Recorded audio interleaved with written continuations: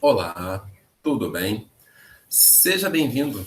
Nós estamos aqui retomando, continuando o nosso curso Projeto Integrador, Direitos Humanos e Educação, oferecido pela SEAD UFES no curso Italiano EAD.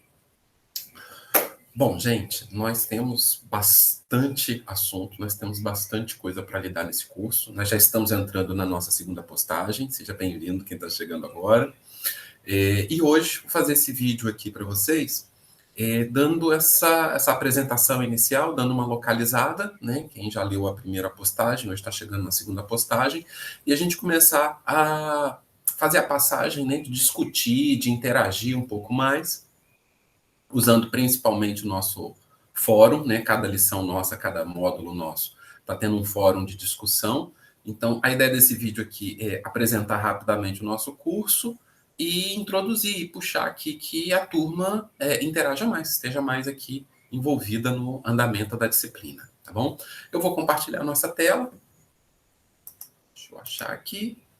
Compartilhar o nosso ambiente, para que a gente possa dar uma localizada.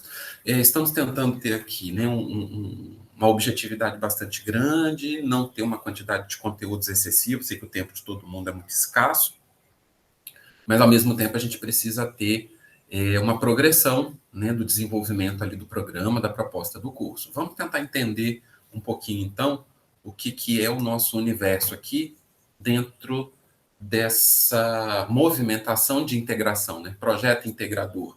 Vamos caminhar para um processo de integração envolvendo aqui as questões ligadas a direitos humanos e à educação, né? Então, ainda estou aqui como todos, aprendendo a me localizar com os recursos. Apareceu uma janela que eu não estava contando aqui. Vamos lá. Então, gente, nós já temos aqui a nossa primeira postagem, tem aqui uma apresentação, né, do professor. Eu sou o Orlando Lopes, me apresento aqui para vocês. Sou Orlando Lopes, sou professor do curso de Letras da UFES, trabalho com a graduação em Letras, com a formação de professores, e fui convidado pela coordenação para poder trabalhar essa abordagem de integração, né, fazendo o alinhamento aqui entre direitos humanos e educação e direcionando o processo educacional para a questão específica do processo de leitura, que é o que a gente vai falar. A cada postagem a gente vai se aproximar mais da ideia de como que a leitura pode estar presente aqui dentro do processo educacional e dentro também do processo da formação para os direitos humanos. Okay? Então, nós temos aqui, deixa eu tentando me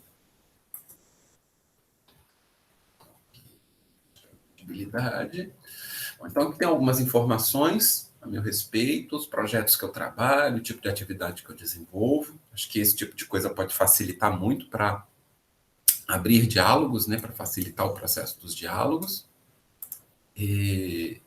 Bom, e aí nós temos aqui a nossa proposta começando, né? Quem pegou aqui a nossa primeira postagem, quem trabalhou na primeira postagem, a gente tentou fazer aqui essa síntese. Eu não vou fazer a leitura aqui da postagem inteira, ok? Vou deixar para que vocês possam se aproximar com calma aqui, é o que está disponível no nosso Moodle, né? Mas aqui a gente tem uma explicação bem rápida desse processo de como os direitos humanos vão se formando numa perspectiva histórica, né? À medida que o tempo vai passando, à medida que as situações da sociedade, do Estado, do país vão se alterando, nós vamos montando novos cenários de direitos humanos, né? Novas urgências vão aparecendo, novas constatações vão acontecendo, coisas que eram invisíveis num determinado momento passam a se tornar gritantes no momento seguinte para a sociedade e a partir desse momento não podem mais ser ignorados. Então, o fundamento dos direitos humanos passa muito por aí, né? Acontece seguindo essa dinâmica. E não por acaso, a gente vai ver saltos na consciência a respeito dos direitos humanos após movimentos como revoluções e guerras, né? Revoluções e guerras são movimentos causados por grandes turbulências sociais, por grandes tensões sociais. E aí esse choque de sociedade ele acaba evidenciando, né? Ele acaba tornando inevitável a percepção de pontos nesses conflitos, e principalmente aqueles pontos em que a humanidade extrapola a sua condição de humanidade. Um dos maiores riscos, um dos maiores problemas existenciais para a humanidade é deixar de se sentir humano. A partir do momento que a gente começa a pensar que nós não somos humanos, a discussão sobre humanidade perde o sentido, né? E isso modifica as relações sociais, né? E essa talvez seja a grande importância, né? Os direitos humanos, eles não são somente uma concessão, eles são uma necessidade para que a gente possa ter um processo mais saudável de organização social. Nós estamos falando da própria saúde da ideia de espécie. Mas, bom, vamos voltar nessas discussões em outros momentos aí. Então, gente, nós temos aqui rapidamente essa evolução, fizemos aqui, tem a inserção de um vídeo, um pequeno vídeo sobre a história, certo? Dos direitos humanos e... Não vou passar o vídeo inteiro, está aqui para quem quiser, ok? E a ideia é de a gente se familiarizar. Existe uma discussão, essa discussão é anterior a nós, né? Essa discussão existe há séculos, há milênios, né? A condição humana, a dignidade humana, mas a cada época, né, a cada momento da história, o que faz sentido ser chamado de humano pode se transformar. E aí nós estamos tentando perceber e tentando trazer para a nossa realidade o que seria necessário na nossa época. Pensar a nossa época. E pensar a nossa época a partir dos lugares onde a gente vive, né? Pensar globalmente para agir localmente. Pensar globalmente para agir localmente. Esse é um mote que já deve ter pelo menos umas 3 décadas. A gente escuta esse refrãozinho aí, esse lema, né? E o que ele significa na prática? O que é pensar globalmente para agir localmente, né? Então, isso é importante para um professor ter em mente, porque isso instrumentaliza a capacidade de ação, isso orienta a capacidade de ação do professor e da escola, certo? Ok, então seguindo aqui, então nós temos aqui algumas questõezinhas que passam por esse processo da formação dos direitos humanos, tem algumas datas aqui, alguns autores, e esses autores são relevantes, são importantes, né? Mas eu não vou fazer aqui a discussão detalhada da primeira postagem. Vou fazer o destaque, certo? Desse infográficozinho, que sintetiza esse infográfico aqui, ele sintetiza a evolução do desenvolvimento dos direitos humanos, principalmente no século XX, a partir do século XX. Tá? Então, ele estabelece o quê? Essa ideia de direito humano como uma garantia jurídica, né? Direito, mundo jurídico, mundo legislativo, né? Então, a dignidade humana, né? A garantia, né, da dignidade humana, ela se estabelece como direito. Quais são as implicações disso? Né? Como se produz o direito, como se implementa, como se executa o direito. Né? Como se executa o direito das questões públicas, o direito público. Né? Como que o direito público é encaminhado. Então, a consciência dos direitos humanos coloca a gente numa compreensão de uma constituição mais ampla, de um processo mais amplo de constituição do nosso lugar no mundo. Né? Nascemos, temos um lugar no mundo. O que define esse lugar no mundo? Provavelmente são leis, provavelmente são constituições. Né? Então, essas constituições são perfeitas? Provavelmente não. Elas precisam ser revisadas periodicamente? Provavelmente sim. Quem faz essa revisão? Essas revisões? Quem propõe? Quem acompanha? Então, a entrada no universo da discussão sobre direitos humanos, ela passa muito por esse movimento de conscientização que necessariamente será, então, político. Né? Mas aí vem uma questão da definição de política. Né? Política partidária, política de Estado, política de governo, né? Políticas internas, políticas institucionais. As políticas estão em diversos lugares. E, portanto, as legislações, as normas, as regras também. Então, esse movimento nosso, antes da gente chegar lá na leitura, né, como que a leitura pode servir a uma prática de formação para os direitos humanos, a gente precisa entender que essa leitura está dentro de um contexto da execução de direitos. E aí, como que os direitos se constituem para todos nós. Bom, dentro desse gráfico aqui, dentro da teoria, né, do Karel Vazak, que é um jurista, Ele localiza, então, 3 ondas, 3 movimentos, 3 gerações, 3 momentos de formação dos direitos humanos. Então, ele vai voltar lá em 1780, né, lá na Revolução Francesa, 1789, certo? A Revolução Francesa, e começa a estabelecer. Né? Teve uma onda, teve uma movimentação social, teve uma movimentação política que começou a se preocupar com a ideia de liberdade individual, né? E materializou a ideia de liberdade individual dentro da concepção de direitos civis e de direitos políticos, que para nós parecem óbvios, para nós parecem naturais. Todo mundo, obviamente, tem direito civil, é um cidadão, obviamente tem direito político, é um cidadão. Há 300 anos atrás isso não era óbvio, isso não era natural. Há 400 anos atrás isso não era óbvio, isso não era natural. Daqui a 200 anos isso pode voltar a não ser óbvio, isso pode voltar a não ser natural. Né? As leis são frutos da ação humana, e elas dependem da ação humana para continuar sendo execuíveis, para continuar sendo válidas. E o cenário político se transformando, toda a lógica da legislação, toda a lógica dos direitos adquiridos pode se transformar também. Essa é uma das grandes forças da ideia de projeto democrático e da ideia de Estado democrático de direito. Né? Estabelecer o Estado de direito. O que mantém o direito no centro da construção da ideia de sociedade e de Estado, ou deve manter. Né? Então, o Vazek, aqui, esse jurista, ele vai localizar bastante esse movimento aí de formação dos direitos. Então, a primeira geração de direitos vai ser os direitos civis e os direitos políticos, em 1780, ainda lá no século XVIII, e a gente vai passar o século XIX acomodando isso, organizando isso nas sociedades.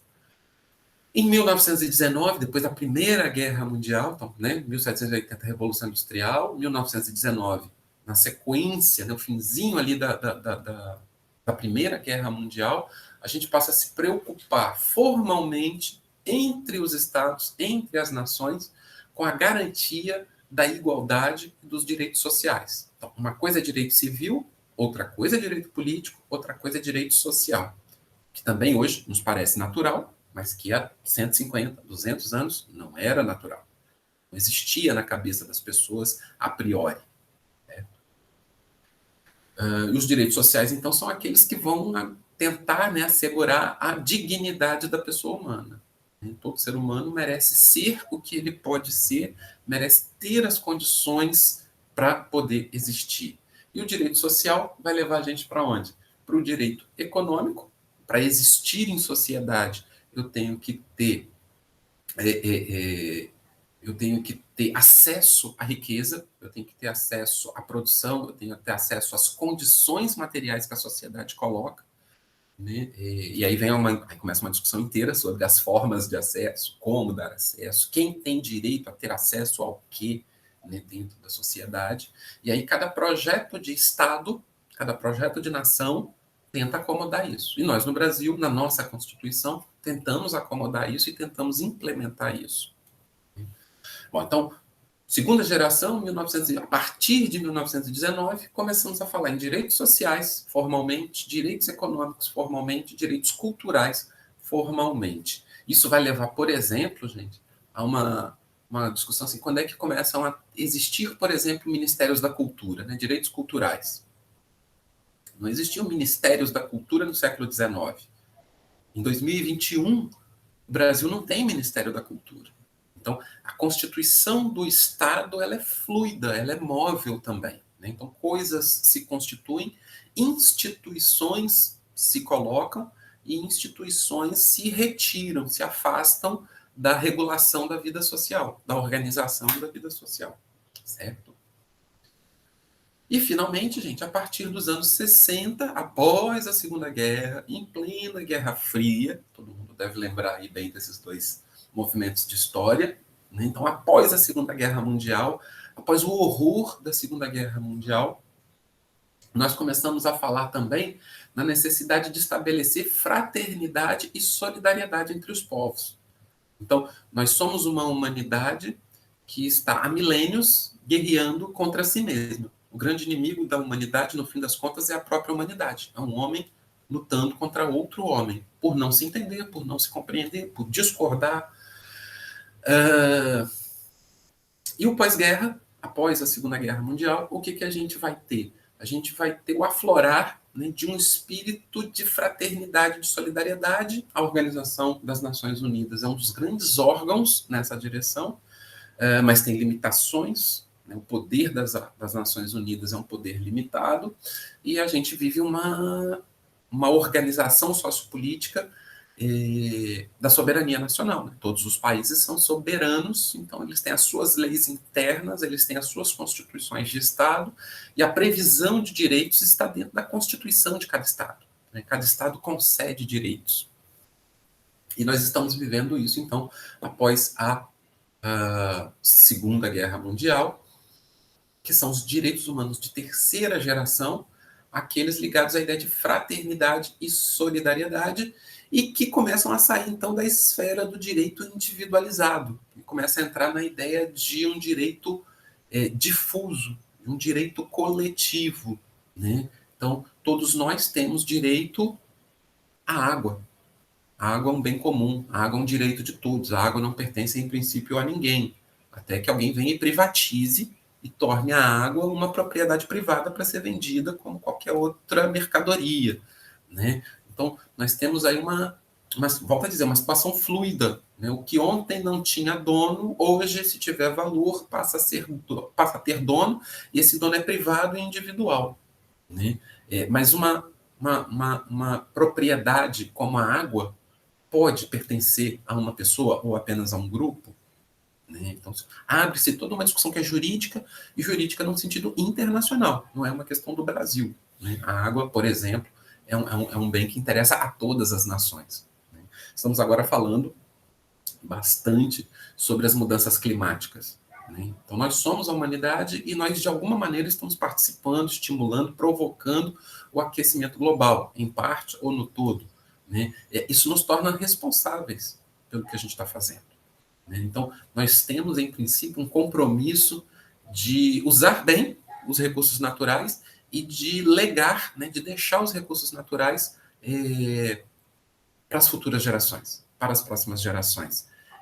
O nosso projeto de sociedade hoje é capaz disso? Ele está dando conta disso? Como organizarmos localmente um mundo do tamanho que ele tem? Né? Como cada lugar pode estar se organizando para preservar o direito, por exemplo, do acesso à água. A gente precisa mudar a maneira de pensar, precisamos rever os nossos conceitos para conseguir chegar nisso, certo? Bom, esse infográfico aqui, gente, ele está disponível no site, né? Nós temos aqui o link dele, quem quiser ver lá de onde que veio, ok? Não vou ficar entrando aqui no link demais. E, finalmente, por hoje, nós temos o quê? Nós temos um grupo de autores, né? Nós temos uma história, então, Revolução Francesa, Primeira Guerra Mundial, Segunda Guerra Mundial, nós temos fatos históricos, e na passagem entre os fatos históricos, na antecedência, antes, né, dos fatos que interessam imediatamente para nós tivemos e teremos pensadores, pessoas que estão pensando essas questões que hoje podem parecer óbvias e ontem eram simplesmente invisíveis. Né? Nós precisamos de pessoas para adiantar isso, para poder acelerar, para poder pensar essas questões e fornecer para a gente ideias, modelos, considerações, críticas sobre a perspectiva de humanização do mundo social, do mundo político, do mundo econômico. Né? Precisamos humanizar tudo aquilo que a humanidade faz. O que não é tornar a humanidade boba, o que não é tornar a humanidade emotiva necessariamente. É tornar a humanidade consciente de si mesmo e responsável por si mesmo. Não necessariamente melodramática, sentimental, né? Não que isso não faça parte do sentimento humano, mas em termos de história, de política, né, de condução da vida social, a gente precisa se localizar sobre o que a expressão humanização pode trazer para a esfera da vida pública, da vida civil, da vida política, da vida econômica, da vida cultural, da vida psíquica e etc. Essa é a importância do direito humano para o educador. Como que ele vai colocar isso para os seus alunos, para os seus estudantes. E aí, gente, nós temos aqui uma série de autores, não são todos, não é uma lista extensa, mas de autores nos quais a questão humana aparece, a defesa do humano aparece. E isso é uma argumentação pró-direitos humanos, né? Então, quando nós queremos aprofundar, discutir, questionar os elementos em torno das preocupações com os direitos humanos, esses são alguns dos pensadores que fornecem argumentações para nós. Então, eles merecem ser conhecidos, e todos eles aqui estão com um vínculo na Wikipedia. Tá? Então, uma recomendação é que todo mundo dê uma passadinha para conhecer, né? Quem são os filósofos, que rosto que eles têm, quando que eles nasceram, qual é a característica do pensamento deles, até para a gente começar a descobrir com quais pensadores nós nos identificamos mais, com quais argumentos de direitos humanos, argumentos de humanidades, a gente se identifica mais. Okay? Então, fica aqui esse convite, certo? Para que a gente destaque, para que a gente conheça. Alguns colegas já começaram a fazer isso no nosso fórum, certo? E aqui tem mais alguns links de referências, mais alguns links para se visitar na internet, ok? E fazer esse passeio, esse percurso, para se familiarizar mesmo com o universo do que existe em relação aos direitos humanos. Ok, gente? À medida que vocês estejam fazendo isso, a gente tem o nosso fórum, cada postagem nossa vai ter um fórumzinho, e esse fórum nós temos a possibilidade de estar discutindo as nossas questões, ok? Então, esse daqui é o nosso primeiro percurso, nossa primeira postagem, certo? E ela está disponível para todos na sala virtual do Moodle, ok? Por enquanto é isso, gente. E daqui a pouco eu vou colocar mais uma segunda postagem, vai ter um segundo vídeo na segunda postagem. E aí nós vamos caminhando e, como eu falei, a gente sempre vai ter o nosso fórum, onde a gente pode continuar, a gente pode propor, a gente pode retomar elementos para discussão, para aprofundamento, para esclarecimento. Ok? Fiquem todos bem e em breve retornaremos. Até mais, gente.